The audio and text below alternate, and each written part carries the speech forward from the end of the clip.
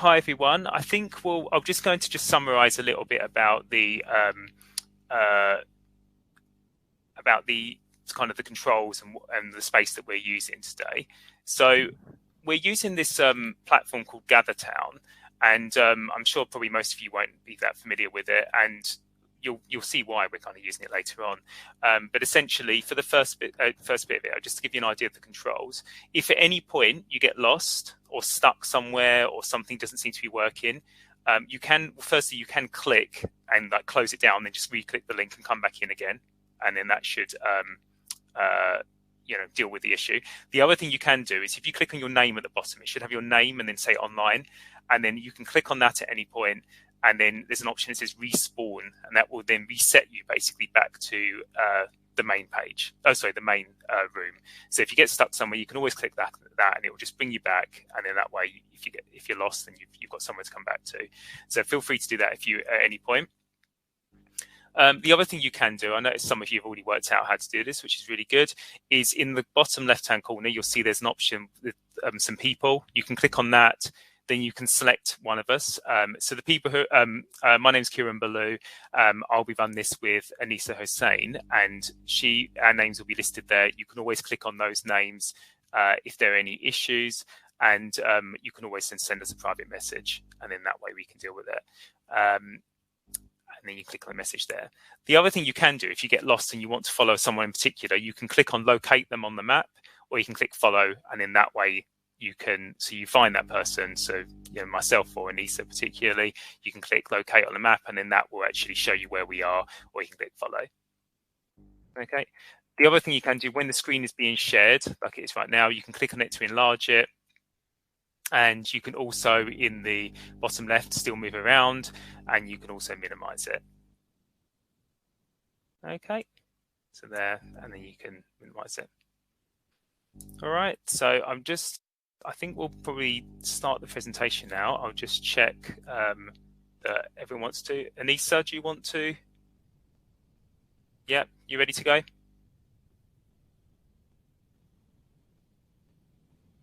As I was muted. Right. Yeah. Yep. Shall I make a start? Yeah, let's we make a introduce start. Ourselves and then start. Okay, so I will just share my screen.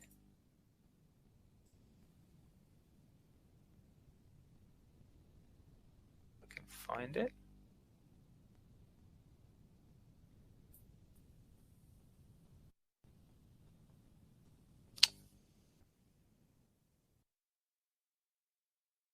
Okay.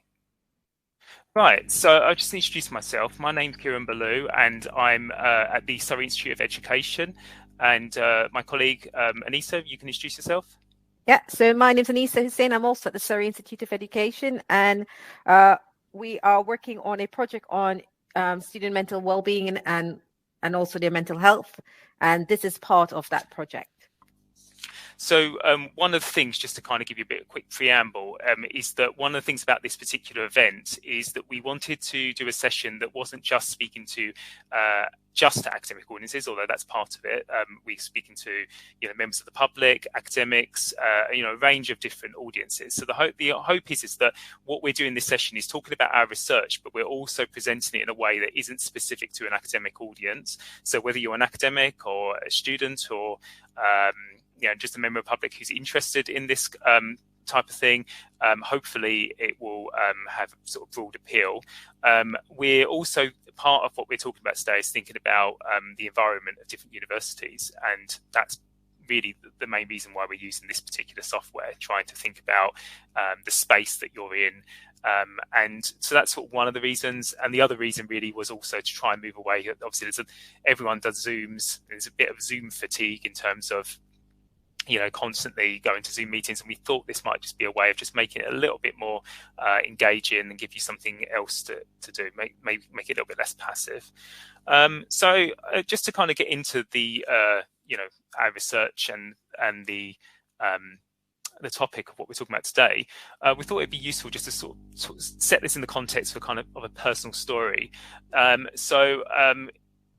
One of the things that, in terms of my own story, I've got an experience over the last few months that relates to something that had a direct impact on my well-being.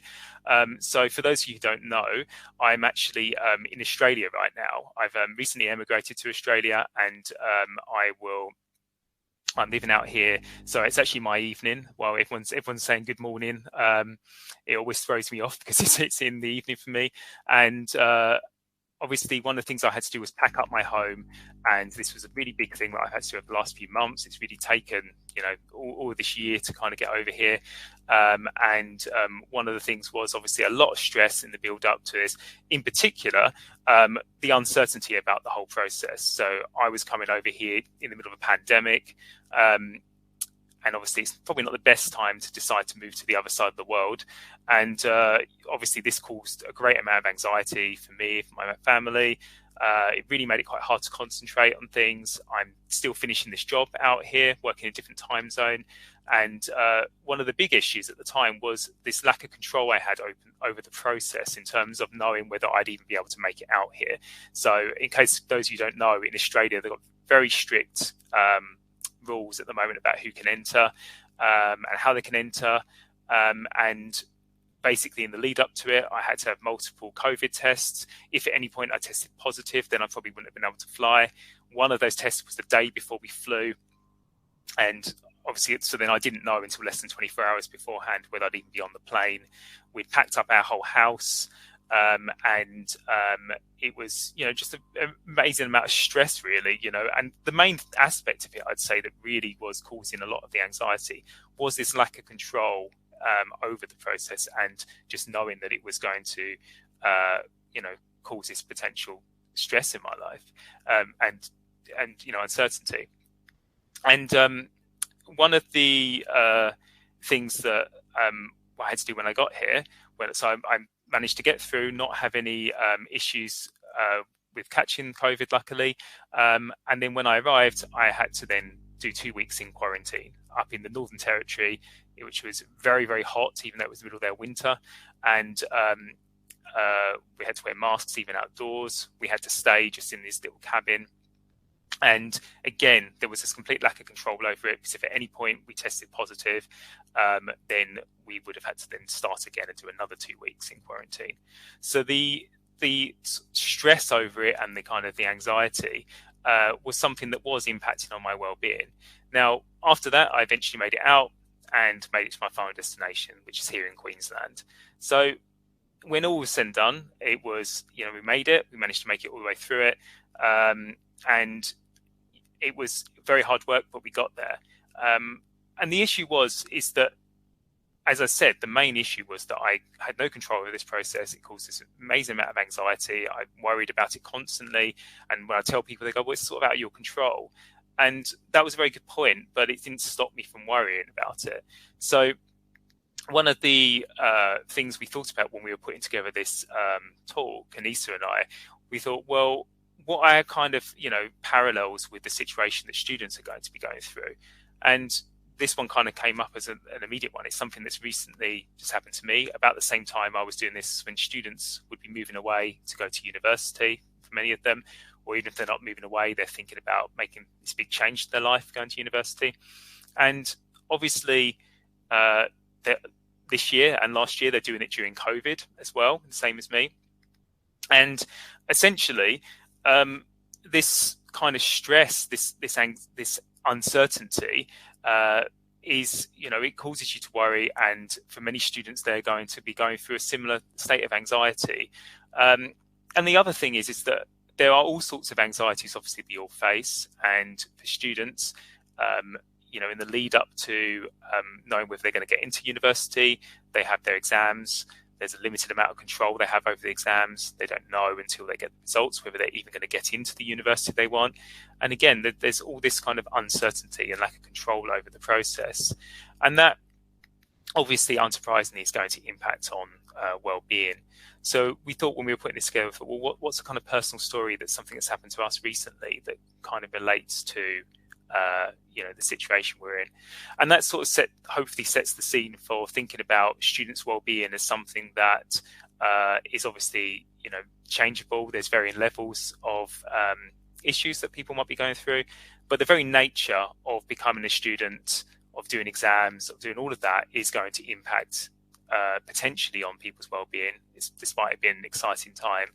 And that's something we have to think about in terms of, if you're a student yourself, or if we're educators, how do we help support students through that process?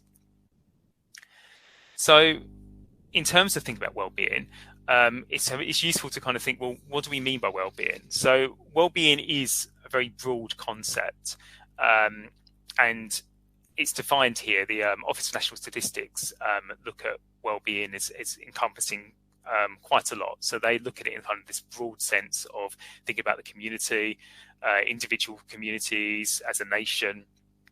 And they think of it in terms of this very broad concept related to social welfare, social value, in terms of how the overall community is doing. And an aspect of that you could see, like a subset of that, is personal well-being. And that's more related to an individual. So personal well-being is an individual's feelings of satisfaction with life, whether they feel the things they do in their life are worthwhile, and their positive and negative emotions. So we can think of personal well-being as consisting of someone's satisfaction with life, their happiness, whether they think life's worthwhile, anxieties. And it's a very broad term in terms of thinking about what we mean by that. Another term that's kind of closely related, but I think it's useful to differentiate from this, is mental illness. So mental illness is a condition and experience involving thoughts, feelings, symptoms, and or behaviours that causes distress. Now, obviously, mental illness is an aspect of it could be low well-being, but it also is not something that's exactly the same. So we can think someone could be low in well-being and also have mental illness. Someone also could have quite good well-being, but also suffer from mental illness.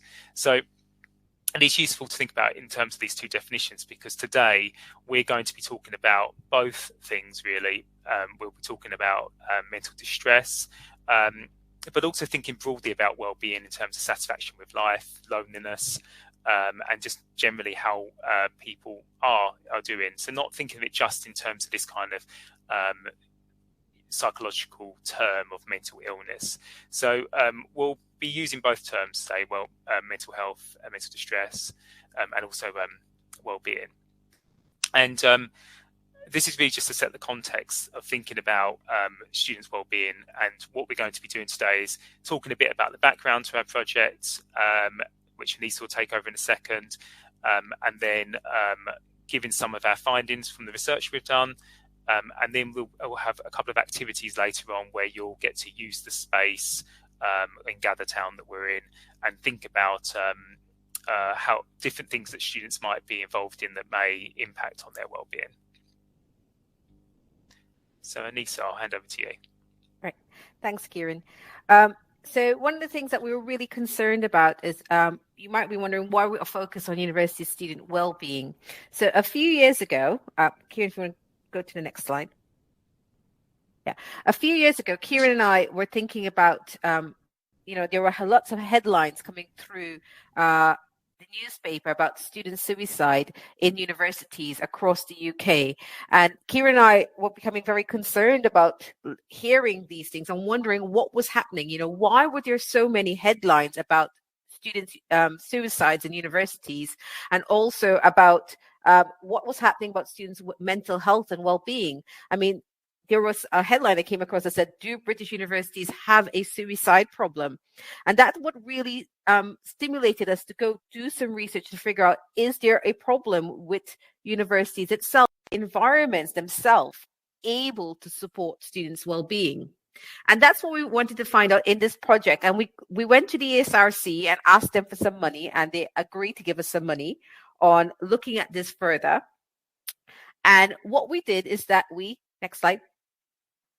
We got something called a cohort study, which is basically data that the government has collected for students, for young people from the age of 14 all the way to when they were age 20 every single year, and then again when they were 25. And this was back in 2004. And helpfully, during that time when they collected data on these young people, they collected data around what we call mental distress when they were 15 and when they were 17, and again when they were 25. And then at 20, when they were university, they also collected information around whether they were feeling lonely or they had life or their feelings about life satisfaction. So what we were able to do was then look at the data and see those people who went to university and those young people who did not go to university, did they have different levels of mental distress? Next slide. So what we wanted to look first is what was happening just before university. So when they were like 15 and 17 years old, what was happening to those young people? Next slide. And what we found was that if young people were going to university, they were at 17 years old, they were 1.2 times more likely to have mental distress symptoms than those who did not go to university. So let me just say that again for you, just to make sure you understand that. Young people who are going to university had more mental distress than those who were not going to university. So that was really interesting that we found that. But what we really wanted to find out was this mental distress symptoms long-term? So after they had finished university, were they still, those who were at university and those who did not go to university, did they still have the same levels of mental distress? So we looked at the data again, and we found that when they were age 25, young people were reporting very similar levels of mental distress than between those who went to university and those who did not go to university. So what we see was that after they've been to university, even though they had entered university with higher mental levels of distress, by the time they came out of university, they had almost very similar levels of distress, mental distress, as those who did not go to university. Next slide. So we went back to look at the data to figure out why was it that those who were going to university were more likely to have higher levels of mental distress. And what we realized is that at the ages that we're measuring mental distress, at 15 and 17, they correspond roughly to around the time students were doing their 16-year-old exams, which is GCSEs, and their 18-year-old exams, which is A-levels. And so what we started to wonder is whether it was the exams, I think you have to go to the next slide, Kieran, whether it was the exams that were creating this distress, because those who were going to university probably had higher levels of mental distress because they had to deal with exams. So we thought it was perhaps the high-stakes testing maybe driving mental distress symptoms in adolescence. And that's why we're seeing that higher level of distress before going to university. Next point. But the next thing we wanted to know is if that was the case, then maybe those universities that were requiring a little bit higher grades, what we call the academically selective universities, so the ones who really want the much higher grades, maybe the triple A's, for example, in A levels, whether they were creating that will create more academic pressures, and therefore those students might actually have higher mental distress. So we looked at the data again. Next slide. And what we found was for those academically selective universities, so the ones that require the really, really high grades, at both when these young people were 15 and 17 years old, there were if they had mental distress at both 15 and 17 years old, they were 1.4 times more likely to go to an academically selective university than the other universities. So if these 15 and 17-year-olds perhaps were aiming to go to a very highly selective academic university, they were feeling an acute amount of, well, I don't know if it's acute, but a very high level of mental distress compared to those who were not going to go to the other universities, or who were not probably planning to go to the other universities. Next slide. Interestingly, though, when we measure them again at age 25, those who went to a more academically selective university and those who went to the other universities, they reported similar levels of mental distress. So it had peaked just before they went to university, and then had come down to level off with those who had went to the other universities. Next slide. So one of the things that we decided to think about is what these findings will have for implications for schools and universities in general. So we're thinking that for schools, schools should probably provide more increased targeted support around the time of high stakes assessments. If you are a university student or you're a person supporting university students, you should be aware that you might be more susceptible to mental distress if you have particularly academically demanding tasks. That's normally will occur. You have the anxiety that will go up around that time, and thinking about how do you seek help, or how do you seek strategies to help yourself out, that's really important for you to start thinking about during that time. Particularly if you're a new student, you may be more at risk because you have elevated levels of mental distress coming in from the exams. But we must remember that although we say that this has occurred across, what we have measured is across a population, so a large number of students, but that doesn't mean it happens in this, that each student will demonstrate mental distress in the same way. So it may impact individuals in very different ways. So we also have to keep that in mind.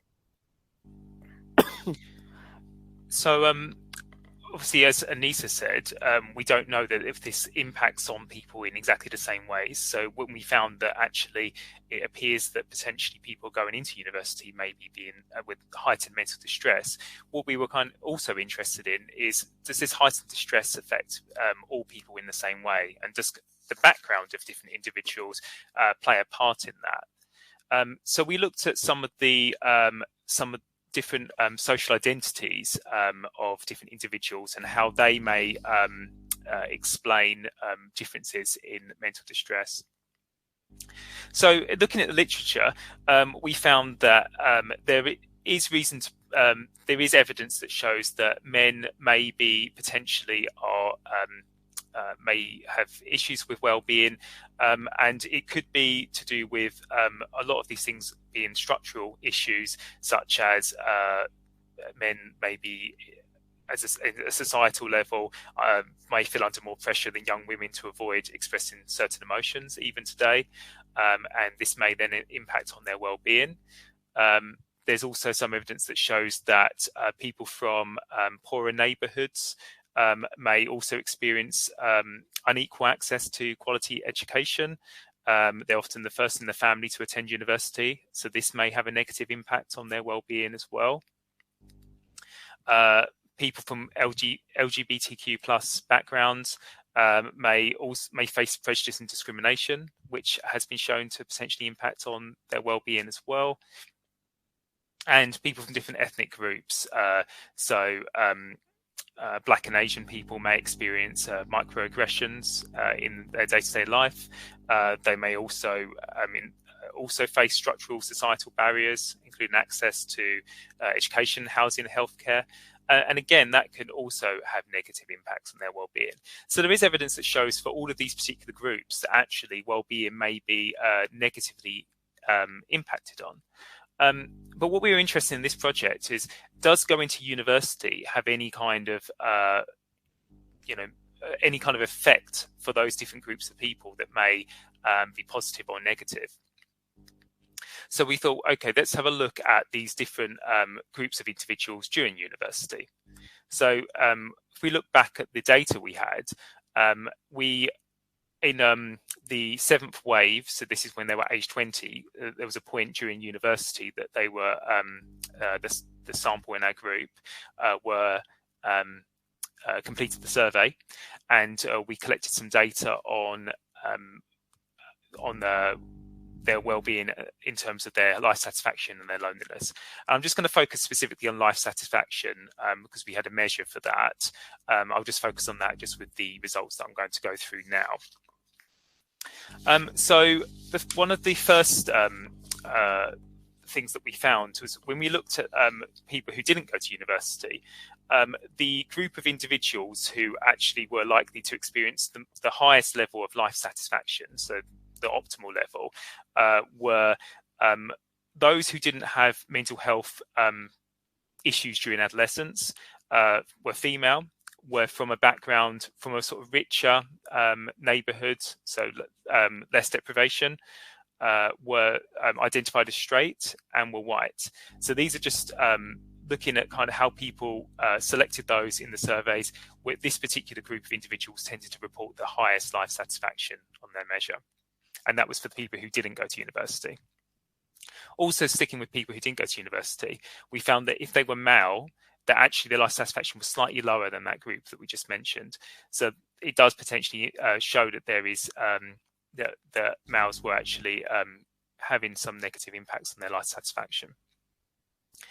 Also, the LGBTQ plus group, again, their life satisfaction was even lower. So there is some evidence there. It looks like for those who didn't go to university, there was some negative impacts on their life satisfaction based for these individual groups. And I should point out that this is when we're looking at a kind of population level. We're not focusing on this being broad generalizations for each individual. At a population level, there are some effects that we could see that maybe are structural, that are societal issues that are impacting on this whole group of individuals. Then we looked at them, those who from the same groups who actually went to university. And the first thing we found was it was the same group of individuals who had the highest life satisfaction, which was white females who identified as straight, who were not from poor background, and also didn't suffer from mental health issues during adolescence. And actually, we found their life satisfaction was even higher if they'd been to university compared to those who didn't go to university. Interestingly, what we found is that, again, males were lower in their life satisfaction, but they were only slightly lower. So the ones when they didn't go to university, there was more of a drop-off in terms of life satisfaction for men, but actually it didn't seem to be the same drop-off in life satisfaction for those who went to university. And similarly, there also, again, was a slight decline in life satisfaction for LGBTQ plus identities, but not as much. So we were kind of interested in, well, what is this something that's happening at university that may be different? Now, obviously, this is a naturalistic setting, so we can't say that this is causing this to happen. But there does seem to be some potentially positive effects here for those who've been to university. So we kind of tried to consider, well, what might be happening? So firstly, for males, it could be that at university it creates these kind of positive communities where men are able to potentially feel more able to speak about some of their issues, potentially through with other people or just different settings. The wellbeing centres provide these opportunities, and that may be potentially having a positive effect for males compared to those who didn't go to university. Similarly, for LGBTQ plus people, it could be that universities are potentially a more liberal setting where people can be more themselves, and then again that is providing a positive effect there. So there's potentially for particular groups of individuals who might be slightly more at risk of having lower life satisfaction, there may be some positive effects for university.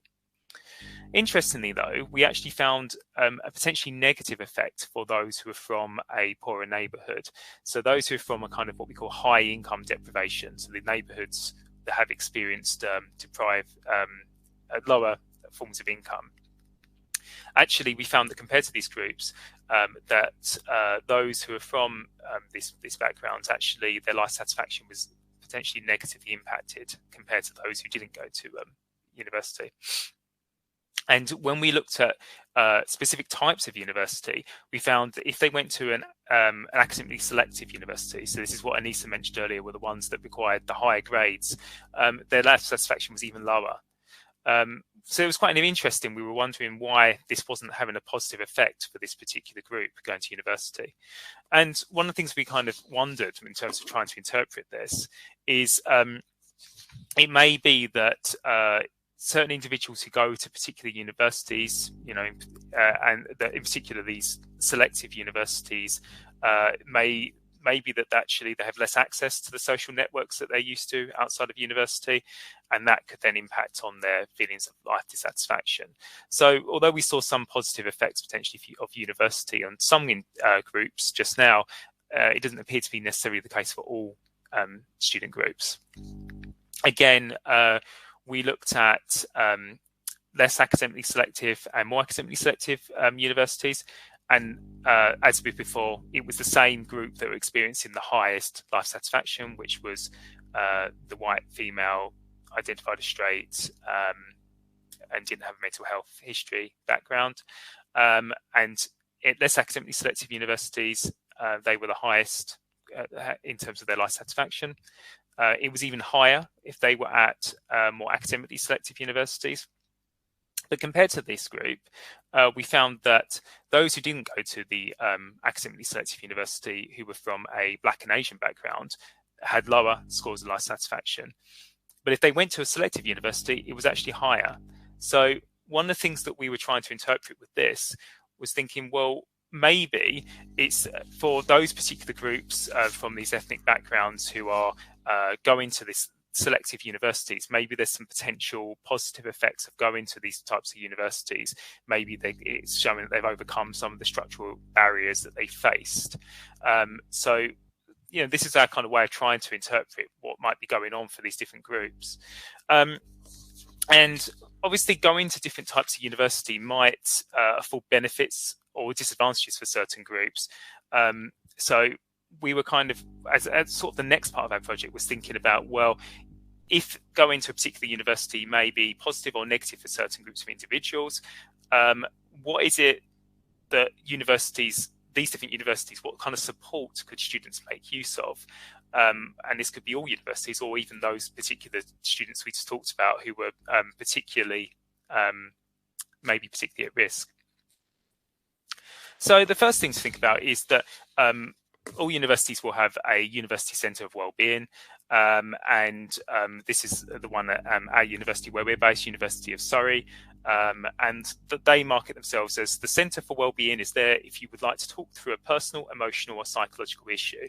Now, these are obviously vital places for students. So if there's any students here today or even prospective students, then it's important to know that these places exist in all universities and that there's potential for support there that they can actually gain. But despite these being kind of important places, there may be other things within the university environment that actually could well be useful and positive for students' well-being as well. So this may be somewhere that they can go for specific support. But one of the things we wanted to look at in terms of the project was thinking about, well, are there aspects of the university environment that could be positive for their well-being beyond going to a specific place for support?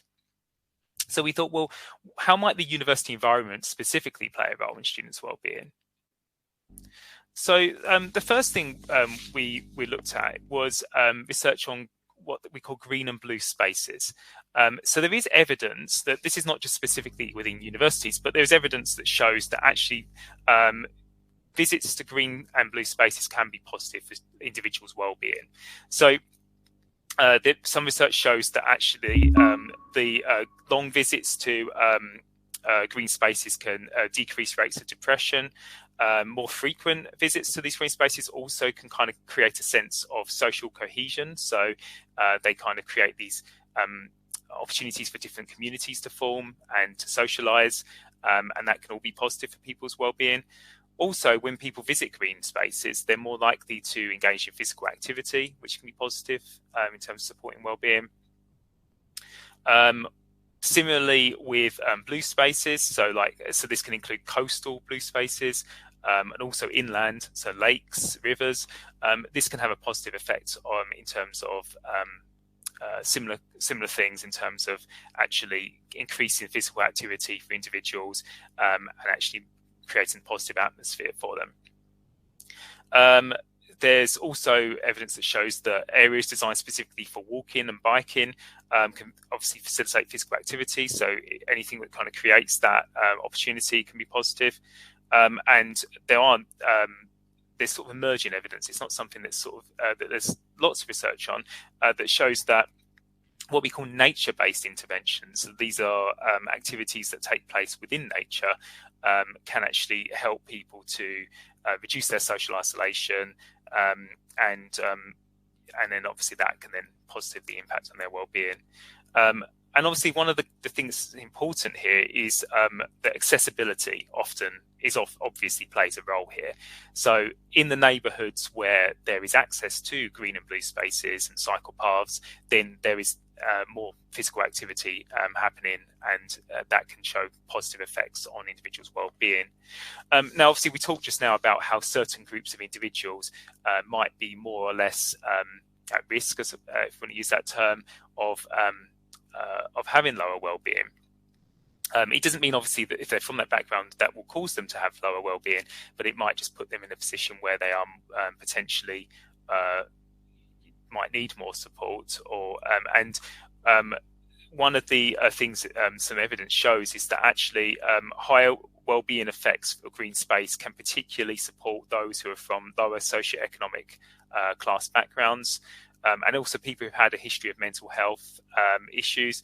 That access to their green space can be important. So that in terms of these sort of inequalities that could exist based on people's backgrounds, then access to green and blue spaces can be particularly important. And it kind of encourages mixing of different cultural and socioeconomic groups. Also, historic or heritage sites, which can include things like monuments, castles, historic buildings such as museums, theatres, galleries. This can all be positive as well for people's well-being. And there's a few different things here. So in terms of individual well-being, it can increase self-confidence through giving people an opportunity to learn new things, have an education, and develop skills. It increases, similar to the green and blue space, increases social connectivity, and then therefore can potentially have a positive impact on life satisfaction. Community level as well, it can foster social relationships, support a sense of belonging and sense of pride in the space, and as with green and blue space access, those who are already low in well-being potentially are the group that tend to benefit the most from access to these sites. And then also evidence shows that, as I've mentioned a couple of times about physical activity, participating in sports, dance, exercise can be very positive for individuals' well-being. It tends to make people feel more satisfied and happier in life, as well as less anxious and depressed. Also, taking part in team sports and activities can help foster social connections, and then that can alleviate loneliness that might be experienced. So why is this all important for students? Well, a lot of this evidence has been looked at in just general neighbourhoods and general environments, and thinking about how if people have access to green and blue space and these heritage sites and then more physical activity, that can be very positive in terms of supporting well-being for individuals. But it may be that actually different university environments also already make use of these different types of space. So there are some universities that may have a lot of green and blue space. Some universities, particularly in the UK, are historic, might have a lot of heritage sites built within them. Some of them may have access to more sports facilities, more investment in sports facilities. And also some may be city-based, so they might have access to galleries, museums that are more located close to them. So it's important to think about with different university environments. There may be spaces already there, and also just thinking about the surrounding areas of universities that may also be positive in terms of supporting the well-being of individuals, and may help them to think about things they can be involved in. And again, for thinking about if you're a prospective student or a new student, thinking about, well, how can you get access to these things? Well, students' unions at your university will have a students' union, and that will have information about things that are available in terms of sports and clubs. But there might also be trips. I know that there is some universities actually look at doing visits to green spaces, parks, or to the coast to try and make use of these kind of interventions. So while the presence of them themselves might be positive for well-being, it might be that also there's an opportunity where actual interventions have been designed where we actually have trips out to these places that actually helps support and in terms of giving people opportunities to alleviate issues with their well-being. Okay, so I'm going to just before Anissa takes back over in a second. One of the big things that we're going to be doing today is thinking about the different environments we've talked about and how that may be useful for different groups of students. So we will be coming back to that later on. But just to just as a just after the break, we're going to have two activities. One will be thinking about the environment, but the other activity Anissa is going to talk a little bit about now.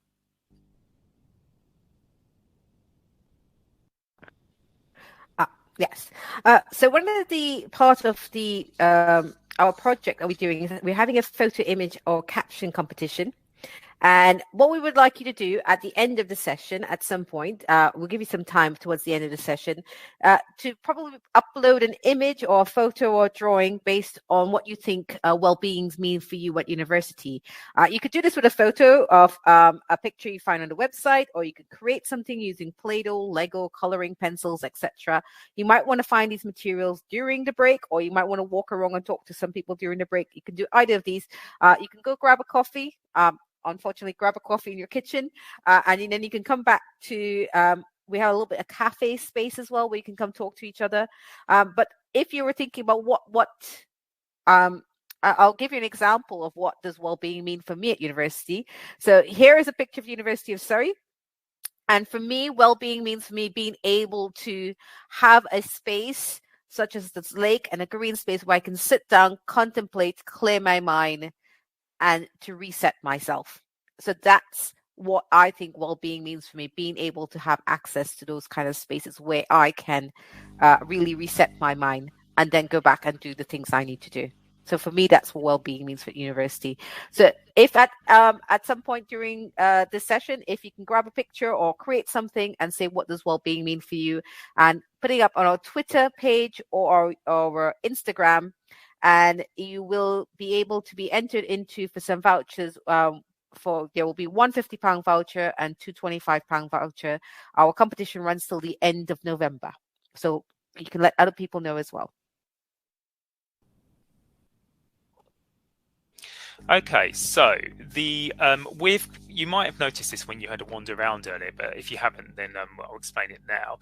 Is we've created 4 different characters, and these represent hypothetical prospective students. So these are 4 characters who we've considered may be going to university in the next year, and we've made little videos, little cartoon videos.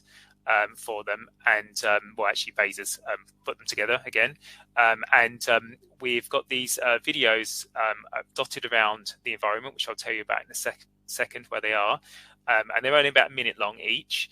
And what we want people to do is to pick a character. We'll probably have 3 different groups of people, and we want people to pick a character and then to go watch that video. So it's only a minute. And then to create basically it's a start to a story of someone who's about to go to university. And then we want you to come up with the continuation of what that story would be. You can go whatever way you want with the story. You can be positive or negative. But what we want you to do is we want you to take into account the different environments that you're in. So at the moment, you're in what we call a city-based university. And we've created some other spaces. So we've got a green space university, so like a campus environment with lots of green space. A university that's on the coast with lots of blue space and lakes. A historic university type, which may involve lots of heritage sites, and an environment which has lots of sports and arts. So it's a kind of sport and culture rich university. And the idea is that each of these environments, obviously they're not entirely realistic because universities will involve probably different aspects of each of these, but you will get certain universities that emphasize some of these aspects more than others. So you'll get some universities that are very much push the kind of lots of sports facilities, and you get ones that are right in the middle of the city, so there's probably much less green and blue space. You get the older universities that have more historic and heritage sites, and each of these may be positive for different individuals who they may benefit from using these spaces. So what we want to do is just kind of, as I said, we're just using these scenarios to get you to think about, well, what things might actually be positive for these different characters that we've made up. So the task is, we'll get you to select a character. We'll probably only have time just to do one character each. And we'd like you to, what will happen is I'll show you in the environment where they are. You'll have a wander around. You'll find the character. So there'll be a special area of each environment that has that character's name. It will, so you'll have that character. There'll be a little video which shows you the backstory. So it's just a YouTube video, it's a minute long. And then we want you to continue the story for that character. So we want you to think about, well, what will happen to that character in their first semester? What happens to them in their second year? What happens to them in their final year? So thinking about their overall time in university, what happens to them? And we'd like you to build in the environment you are in. So wherever we send you off to in Gathertown, we'd like you to build that environment into the story. So considering some of what we've just said about the positive effects of green, blue space, heritage sites and sports, then maybe that could be part of your story. And obviously this isn't just a hypothetical situation, just to think about things that students might do that would be positive for them. When you go to the area, there'll be an electronic whiteboard where you can make notes. One of us, the facilitators, so that'd be myself, Anissa, Adiba, Beza, or Fongmei, one of us will be with you so we can help you with all the technical side of things. And when you sit down and see in a second, you'll be able to use an electronic whiteboard. And then if you can nominate someone to present the story. So what that will be, when we come back into the room, we want one person to basically explain what the video was about, because not everyone would have seen every video, describe the character, and then to explain the way you'd continue that story. Now, you could just do that as just telling it as a story. You could do it in the first person, as if it's you as the character. You could do a drawing. You could act it out if you'd want to. Whatever you think is the way you want, the most engaging way to do it. So just to tell you a little bit about the way we've kind of laid this out in the space. You'll follow a facilitator, so you won't be on your own, but you'll see there'll be a TV icon, and that has the backstory for the character. So basically you'll walk up to it, you'll click X, and then you'll get a YouTube video. So each person can do that, lasts about a minute. Then there is a bulletin board, and the bulletin board has some infographics summarizing findings for different groups of individuals. So this has some of the findings that we talked about in terms of life satisfaction. Now, it's up to you. You may or may not build that into the story. We've tried not to be stereotypical about the students based on particular backgrounds, but we've obviously, as we said, in terms of some of the background evidence does show that there are certain groups of students who are more at risk. So you can, if you want to, build that into the story. You'll also see a table with green chairs and a whiteboard that's behind it. When you sit down on the chair, you'll be able to press X to activate the whiteboard, and everyone should be able to see that on their screen and be able to actually share that and take part in it. Okay, so there's a yellow chair that I said to keep free, but actually that was more if we had lots of numbers, so because that would allow the facilitator to sit down. But that won't be an issue because we'll have enough space for everyone. Just to give you an idea of where you find these things, because you might be sitting there thinking, okay, I'm a bit lost. I don't really know where I'm going, what I need to do. As I say, in a minute, I'll say you're going to follow this person, and there'll be I'll show you how to do that, and then we'll go in. They'll take you to a particular space, and we'll pick a character, and you can see on this screen. So, for instance, this is the Green Space University, so a space that's been designed, and there are 4 characters within that. So we've got the 4 characters talked about: Noah, Jane, Daisy, and David. So you'll pick one character. You'll go up to the TV screen, so you can see the little black squares that are next to. So here's Daisy in the middle, and you can see there's a black square right next to rectangle next to Daisy's name, and that will show her video. You'll see that there's a bulletin board which will have some infographics in there, and then you'll see the table with green chairs, and you can sit down there and you can work together. Okay, so the idea is obviously this is trying to get you to think, okay, if I watch Daisy's video and I'm in the green space, if she went to this type of university, how might that environment be positive or negative for her? What might she do next in her first semester, second semester, and at the final year? Sorry, first semester, second year, and final year. I'll copy and paste the instructions into the chat so you can see what you need to do. But hopefully you can come up with a particular continuation to that story that might be useful. We'll probably be a few technical difficulties just trying to get people to the right place, so I'll give you people a bit of time to do that. Just remember that if you get stuck at any point, click on your name and click respawn, and you can come back to the main room. You can also at any point chat to maybe me or Anissa particularly. If you click on our names and say anything, so if you're completely lost, go, I'm not following what's going on, there's too much to take in, then feel free to do that. And we'll try to help you out a bit. But we've got a bit of time, obviously, if people are a bit lost or having troubles with the controls. Please do enter this. We can give you the next 5-10 minutes to probably create a picture or grab a picture and to tweet it, because remember, you get entered into vouchers to win some vouchers. Do you want to just go to the next slide? Yeah, Kieran? so I think I'll just add in, Anissa, is that it might be quite a good thing just to do anyway within this session, and we could always share the things just amongst ourselves if you don't want to, if you're not on Twitter or Instagram, or you're not interested in kind of dealing with social media. But it would be good to do it as well on social media, just because you'll be entered in the draw. But it could just be something we just do within the group, and we'll take part as well, won't we, Anissa? And so all of us can grab a picture and say, we can all do a picture. So you could do it just for the sake of the session, just as part of one of the activities, and then if you want, enter it into the draw, which we'll talk about, and then potentially get a voucher. Yeah. Okay. So for the next 5-10 minutes, grab a picture anywhere. Could be from your phone, could be from anywhere, could be from the internet. But if you're grabbing one from the internet, if you can get one that's free of copyright, that'd be great. Yeah, you can go on sites like unsplash.com, have images you can take for free. Yeah. Just a last reminder, if you want to share anything you've done, then just tag us in on Instagram, which is at Student World Lives on Instagram, and our Twitter is at Uni World Lives. Just one of those, and you can enter.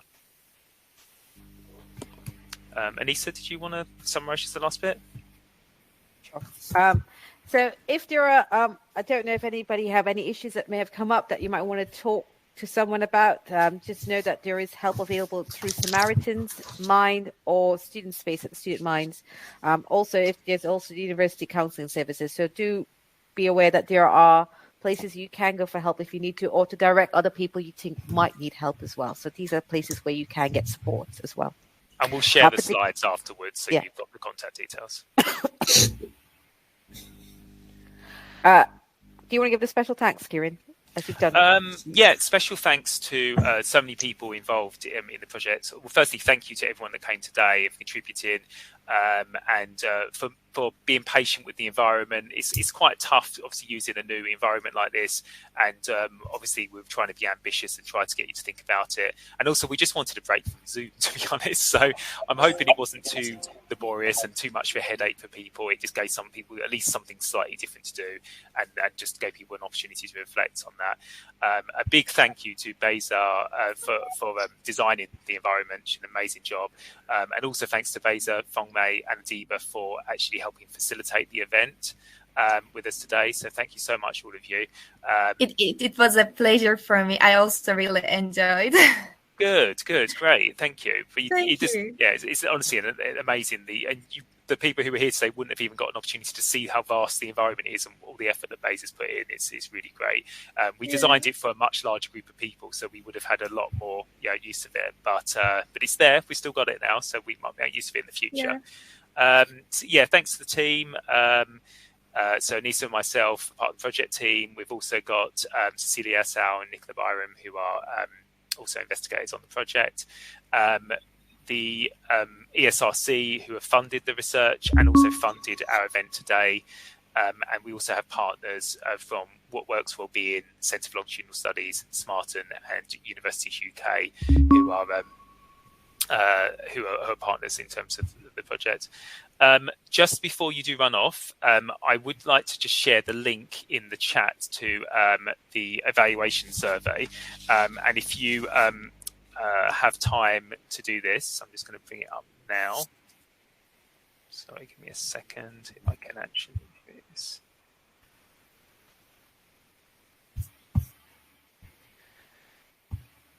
Bear with me.